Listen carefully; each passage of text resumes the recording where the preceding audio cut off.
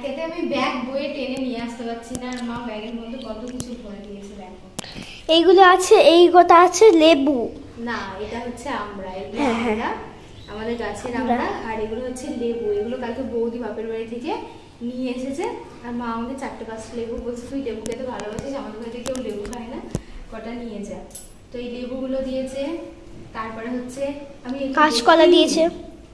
কাঁচকলাটা বৌদিতে বাড়ি, বৌদি কালকে এসছে, কাঁচকলা নিয়ে এসছে, লেবু নিয়ে এসছে। তারপরে সেই ইটলার ডাটা বলে আমাদের ওখানে, এই ডাটাগুলো খেতে খুব সুন্দর হয়, এগুলো ব্যাগের মধ্যে ভরে দিয়েছে।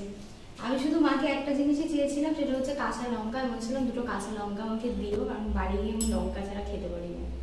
তো আমি বলছি লঙ্কাটা নেই যেহেতু। তো এখানে কি কি আছে একটু বলে দাও মাতা। এটার মধ্যে কুদরি, এটাও বৌদিতে বাড়ি। তো তোমরা ভাবে কুদরিটা কি, কুদরিটা কি? এদিকে একবার দাও মা একটা, কুদরিটা একবার দাও, কুদরিটা একবার দাও, দাও না একটা। তুমি কিছু একটা বলে, এটা আমি শ্বশুর বাড়িতে এই দেখো, এই দিন আগে খেয়েছিলাম। এই কুদরির উপরের অংশটা এরকম হয়, একটু দেখতে খুব সুন্দর লাগে কিন্তু এ দেখে। আর এটা কাঁচাও খাওয়া যায় না বলো, টক টক লাগে খেতে কাঁচাতে। আর আমগুলো, এইগুলো হচ্ছে আমাদের গাছের আম, সকালবেলায় পড়েছে।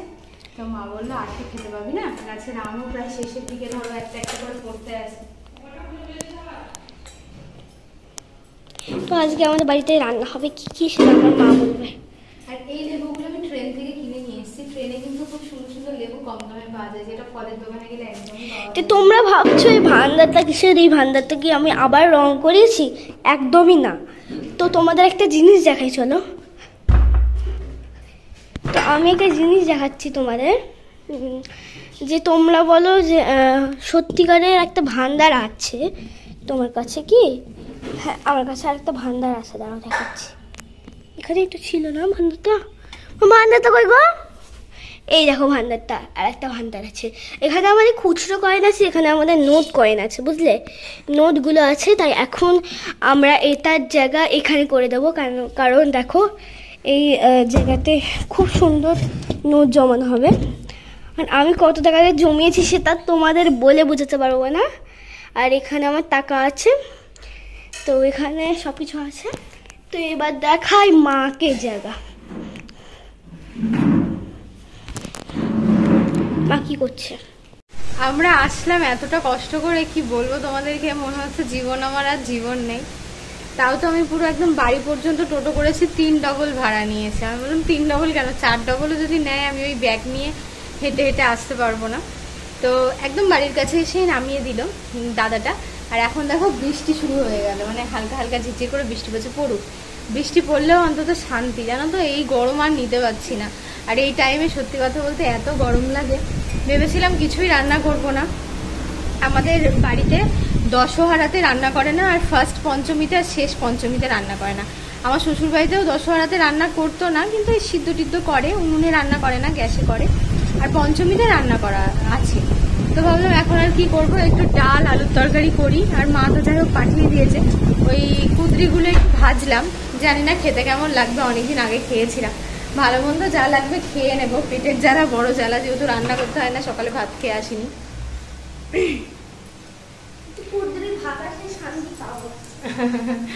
মানি তো আবার কাঁচা খাচ্ছে, মামি বলেছে নাকি যে আমার মাও কাঁচা খায়, ওই কথা শুনে ও কাঁচা খাচ্ছে। পটল ভাজার মতো হয়ে গেছে।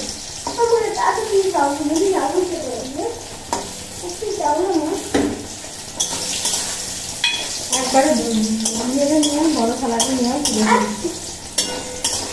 আর বাসনগুলো অনেকদিন ধরে ধোয়া নেই, যে বাসন নিতে হবে।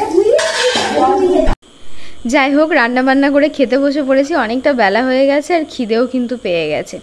তো যাই হোক, আমি একা থাকলে হয়তো আলু সিদ্ধ ভাতই রান্না করতাম, আর মেয়ে একদমই আলু সিদ্ধ খেতে চায় না। আর আজকে তো নিরামিষ রান্না বান্না হবে, তো আর ঘরে তো তেমন বেশি কিছু ছিলও না, আর সত্যি কথা বলতে এনার্জিটাও তেমন একটা ছিল না। তো যাই হোক, একটু আগে আমি কমেন্ট পড়ছিলাম তোমাদের, তার মধ্যেই দেখলাম একটা দিদিভাই বাংলাদেশ থেকে কমেন্ট করেছে যে তুমি 2 দিন ধরে ভিডিও দিচ্ছ না, ভিডিও না দিলে একদম ভালো লাগে না। তো যাই হোক, অনেকেই আমাকে সত্যি এত ভালোবাসে, 2-1 দিন ভিডিও না দিলেই কমেন্ট করে, মিস করে। তো যাই হোক, এটা আমার ভাবলেও খুব ভালো লাগে। তো সে বলেছে তুমি একবার আমার নামটা নিও, কিন্তু তার নামটা সে বলেনি, তার মেয়ের নামটা বলেছে। তার মেয়ের নাম হচ্ছে হাফসা। তো তুমি হাফসার মা একবার বলো, তাহলেই আমি ভীষণ খুশি হয়ে যাব। নামটা আমি ফার্স্ট টাইম শুনলাম, খুব সুন্দর। আর আমার কখনো কখনো আমাকে অনেকেই কমেন্ট করে যে দিদিভাই আমার নামটা একবার নিও, এ বলে আমার নামটা একবার নিও, কিন্তু তেমনভাবে কারোর নামই নেওয়া হয় না। কেন নেওয়া হয় না আমি বলছি, হয়তো কমেন্টটা আমি যখন অফ টাইম মানে যখন বসে থাকি না, তখন আমি কমেন্টগুলো পড়ি, তারপরে যখন এডিটিং করি আমার আর না মনে থাকে না, জানো তো, ভুলে যাই। তো এবার ভাবছি তোমরা যে যা নাম কমেন্ট করবে আমি না একটা খাতাতে নোট করে নেব। প্রত্যেক দিন ভিডিওতে 2-4 জনের নাম আমি তোমাদের বলবো, তোমাদেরও ভালো লাগবে। আর হাফসার মাকে আমার তরফ থেকে অনেক অনেক অনেক ভালোবাসা, এত দূর থেকে আমাকে এত ভালোবাসার জন্য, এত মিস করার জন্য। তো যাই হোক, দেখো এবার খেয়ে নেব। দুপুরে একদম প্লেন ডাল করেছিলাম, যেহেতু লেবু ছিল। লেবুটা না আমি খেতে কিছুদিন ধরে, মানে এই 1-1.5 বছর ধরে না লেবুটা খেতে আমার ভীষণ ভালো লাগছে। আর প্রেগনেন্সিতেও তাই, মানে ওই গন্ধরাজ লেবু হলে তো কোনো কথাই নেই, কিন্তু এই লেবুটা না পাতি লেবুর মতোই দেখতে, কিন্তু একটু বড় সাইজ, হালকা হালকা গন্ধরাজ লেবুর মতো স্মেল আছে। তো খুব একটা বেশি যে আঞ্জাতে বড়, খুব একটা বেশি রস নেই, কিন্তু স্মেলটার জন্য আমার ভীষণ ভালো লাগলো।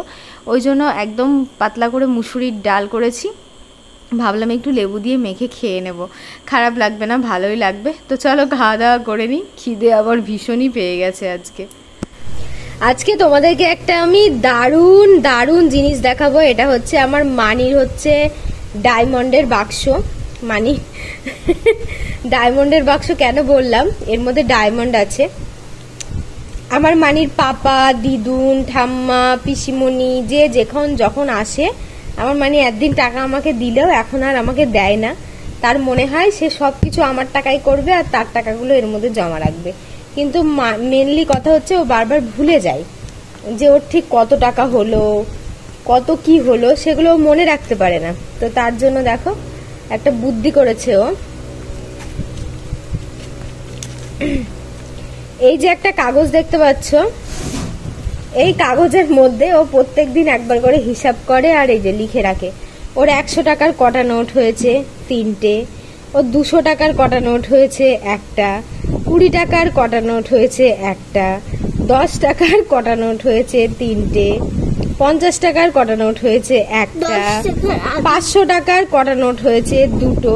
তাহলে বুঝতে পারলে ব্যাপারটা, মানে কত সুন্দর করে আমার এই শুন্টু মুন্টু, আমার এই বদের কুন্টু হিসাব করে রেখেছে। মানে এইখান থেকে যদি একটা নোট মিসিং চলে যায়, তাহলে আমার মানি একদম টোটাল করে একদম মিসিং ডায়েরি হয়ে যাবে। একদম সঙ্গে সঙ্গে থানায় ফোন হবে পাপার কাছে, বলে পাপা আমার নোট মিসিং হয়ে গিয়েছে।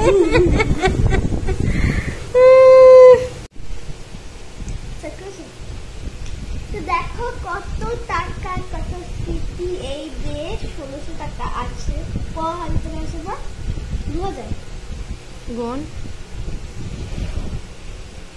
তবে একটা কথা কি জানো তো, নিজের হাতে বানানো জিনিসগুলো সত্যি খুব প্রিয় হয়। নিজের হাতে গোছানো ঘর, নিজের সংসার, নিজের সন্তান, নিজের সমস্ত কিছু, যেটা তুমি দোকান থেকে কিনে আনবে সেটা তো তোমার প্রিয় হয়ই, কিন্তু এই ভান্ডারটায় যখন আমার মেয়ে টাকাটা ভরছে, আমার এইটা ভেবেই খুব খারাপ লাগছে যে যখন এই টাকাগুলো আমরা বের করব তখন কিন্তু এই ভান্ডারটা আমাদেরকে ভাঙতে হবে। এটাই আমার সব থেকে বেশি আর কি দুঃখের কারণ বলতে পারো। তো যাই হোক, এটা হচ্ছে পরের দিন সকাল। রাতটা তো সেদিন কেটে গেছিলো বেশ, কোনো রকমে কেটে গেছিলো। আর ওয়েদারটাও বেশ ভালোই ছিল, ঠান্ডা ঠান্ডা বৃষ্টি হয়েছিল চারিদিকটা। তো সকালে আজকে আবার মেয়ের ব্রেকফাস্টে খেতে ইচ্ছা করেছে ডিম টোস্ট। তো আমাকে বললো, আমি বললাম যে পাশেই একটা দোকান আছে, যা পাউরুটি নিয়ে আয়গা। তো যাই হোক, পাউরুটি আনার কথা তো মেয়েকে বললাম, কিন্তু একটা সমস্যা কি হয়েছে বলো তো, এইখানের যে দোকানে যে পাউরুটিগুলো না, সেটা গোল গোল পাউরুটি, মানে পিস পাউরুটিও ছিল না, তার সাথে লম্বা লম্বা টাইপের যে পাউরুটিগুলো হয় ওইগুলো দিয়ে না খুব ভালো হয় মানে ডিম টোস্ট বানানো। আর দেখবে ডিম টোস্ট তুমি জানা তানা করে বানিয়ে দিলে একটু দেখারও ব্যাপার আছে। ভিডিওতে না আমার কোনো জিনিসই মনে হয় যেন একটু দেখার উপরেও ডিপেন্ড করে। তো ওই জন্য অনেকটা চেষ্টা করলাম, মানে পাউরুটিগুলোকে কেটে সেঁকে নিয়ে তারপরে সুন্দর করে একটা শেপ দেওয়ার চেষ্টা করলাম। তো যাই হোক, জানা তেনা যা হয়েছে হয়েছে, মোটামুটি একটা দেখার মতো হয়েছে, খুব খারাপও হয়নি। আর খুব বেশি তেল দিয়ে করিনি, হালকা হালকা তেল দিয়েই করেছি। কারণ সকালের খাবার বুঝতেই পারছো। আর আমার না এখন এইগুলো খেতে একটু ভয় লাগে জানো তো। আমার আবার চাপা গ্যাস অম্বলের সমস্যা, তো আমি হঠাৎ করে চাপা গ্যাস অম্বল হলে আমি একদমই বুঝতে পারি না। তো যেটা হচ্ছে সবথেকে বড় সমস্যা। এখন মেয়ের পাশে বসে দুজন মিলে খেয়ে নেব। তো খাওয়া দাওয়া করে আমি আর একদমই সময় পাইনি কোনো ভিডিও করার, কারণ আজকে তো জানো ঘর বারান্দা পরিষ্কার করা। তো আজকে ঘর বারান্দাগুলো মুছলাম, তেমনভাবে পরিষ্কার করে নিই, কারণ প্রচুর জামা কাপড় আছে। জামা কাপড়গুলো আমাকে আগে কেচে দিতে হবে, কারণ বেডশিটের কভার থেকে শুরু করে এসে তো এখানেও টুকটাক ছিল, ওখানেও কিছু কেচে মানে কাচা হয়েছিল, প্লাস এখানে এসেও কিছু জামা কাপড় আমি কাচাকুচি করলাম। তো তারপরে এখন দেখো একটুখানি ঘরে এসে বসলাম রান্না টান্না করে, মানে কেমন যেন একটা গরম লাগছে। মানে মাছের ঝোলটা আমি অলরেডি চাপিয়ে দিয়ে এসেছি। তো এখানে এই যে এইদিকে এত হাওয়া দিচ্ছে, তোমাদেরকে আমি দেখাচ্ছি। স্ট্যান্ড ফ্যানটা কিন্তু দেখো চলছে না, তারপরেও মনে হচ্ছে এত জোরে মনে হচ্ছে ফ্যানটা যেন কারেন্টেই চলছে, কিন্তু এই সাইড থেকে হাওয়াটা আসছে বলে ফ্যানটা ঘুরছে। তার মানে বুঝতে পারছো ঘরের মধ্যে কত হাওয়া দিচ্ছে। একটু ওয়েদারটা ভালো হলেই কিন্তু আমাদের এই ঘরে আর ফ্যান চালানো লাগে না, যেহেতু বড় বড় দুটো জানলা আছে, খুব সুন্দর হাওয়া আসে। তো আজকে দুপুরের লাঞ্চ মেনুতে ছিল হচ্ছে ভেন্ডি ভাজা, আর এখানে এটা হচ্ছে কাঁচা কলা। তো কাঁচা কলাগুলো একটু নষ্ট হয়ে যাচ্ছিলো, তো আমি প্রথমে ভেবেছিলাম চিংড়ি মাছ দিয়ে, পটল তো ছিল না ধরো, তো ওই জন্য ভেবেছিলাম যে পটল চিংড়ি করব। তারপরে ভাবলাম চলো আজকে কাঁচা কলা দিয়েই করে দেখি, একটা নিত্য নতুন টাইপের খাবার, দেখাই যাক না কেমন হয় খেতে। তো সেই জন্য অল্প করে আলু দিয়েছি, আর তার মধ্যে কাঁচা কলা দিয়ে বেশ ঝাল ঝাল করে রান্নাটা করেছি। জানি না কেমন খেতে লাগবে, তবে আমি কাঁচা কলা দিয়ে ইলিশ মাছের রেসিপি খেয়েছিলাম একবার, আমার ভীষণ ভালো লেগেছিল। আজকে চিংড়ি মাছটা কেমন লাগবে জানি না। তো আজকে দুপুরে একদম সিম্পল রেসিপি, কিন্তু খেতে ভীষণই ভালো হবে। আর হচ্ছে এখানে তোমার দেখো ভাত মা আমড়া দিয়েছিল, তো আমড়া দিয়ে একটু টক ডাল করলাম। টক ডালটা তো খেতে ভীষণই ভালো লাগে, আর গরমকালের দিনে না দেখবে টক টক ডালটা আমার তো ভীষণ ভালো লাগে। আমি জানি না কার কার ভালো লাগে, আমার খুবই ভালো লাগে। তো ঢ্যাঁড়স ভাজা দিয়ে খেয়ে নিয়েছি। এবার দেখো লাল ডাঁটা দিয়ে আর হচ্ছে কুমড়ো দিয়ে তোমার তরকারিটা বেশ ভালোই হয়েছিল খেতে। তো অনেক দিন পরে আবার খাবার দাবারের ওই পরপর ভিডিওগুলো একটু পোস্ট করছি। বাপের বাড়িতে থাকতে তো ওখানে তেমনভাবে খাওয়া দাওয়া ওই দেখিয়েছি, ঠিক আছে, খাওয়া দাওয়া ভালোভাবে আর কি ভিডিও পোস্ট করিনি। তো এবার হচ্ছে লাস্টে কাঁচা কলাটা দিয়ে খাওয়ার পালা। তো এটা আমি একটু ঝোল রেখেছিলাম, কারণ আমার এই মাছের ঝোল দিয়ে না খেতে ভালো লাগে, যতই ডাল রান্না হোক আর যাই হোক বেশ ভালো লাগে। আর এই টাইমটা কি বলো তো, একটু কষ্ট হয় রান্না করতে, কিন্তু রান্না বান্না করলে খেতে বেশ ভালোই লাগে, মানে যেটা তোমার মন চায় সেটা খেতে। কিন্তু সত্যি কথা বলতে এত সুন্দর হয়েছিল কাঁচা কলা দিয়ে চিংড়ি মাছের তরকারিটা, কি বলবো তোমাদেরকে, মানে আমি ভাবতেই পারিনি যে কাঁচা কলা দিয়ে চিংড়ি মাছও আবার এত ভালো লাগবে। তো বেশ খারাপ লাগেনি, ভালোই লেগেছিল। খাওয়া দাওয়ার পরে অনেকটা টাইম কেটে গেছে, তারপরে একটা লেবু মেয়েকে কেটে দিয়েছিলাম। আর আমি না আজকে আর লেবু খেলাম না জানো তো, কারণ লেবু আম এগুলো যদি একসাথে খাই না তাহলে আমার অ্যাসিডিটি হয়ে যাবে। আর আমগুলোও ভীষণ মিষ্টি, তো আমরা আম খেতে থাকি। তোমরা ভিডিওটা দেখতে থাকো। Tata bye bye.